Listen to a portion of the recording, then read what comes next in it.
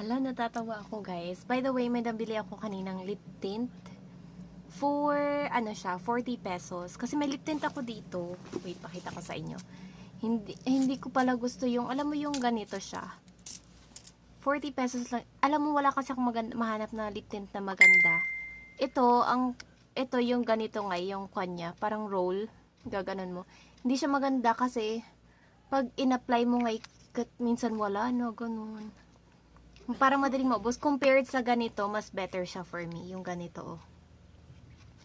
Yan. O, diba? Tapos, pag nilagay mo, tapos, pwede mo ba siyang madukot-dukot sa hanggang sa ilalim. Pero, mas prefer ko yung ganito. Tapos, mas gusto ko yung lip tint. Ayoko yung matte. Kasi, pag matte, nag-ano siya. Ewan ko sa akin, yung alam pag iinom ka, malalagay sa baso. Tapos, basta yung nagbabakbak.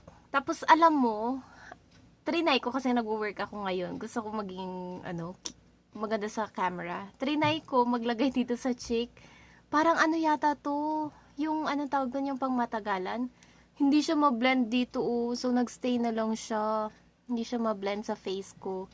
Ayun, tingnan nyo. Hala, hindi siya pala dito sa pwede, baka hindi siya pwede sa cheek. So, maghilamos na ako, nakatakot. So, baka pang lips lang talaga to, no? Na-try nyo na ba? Pero maganda siya.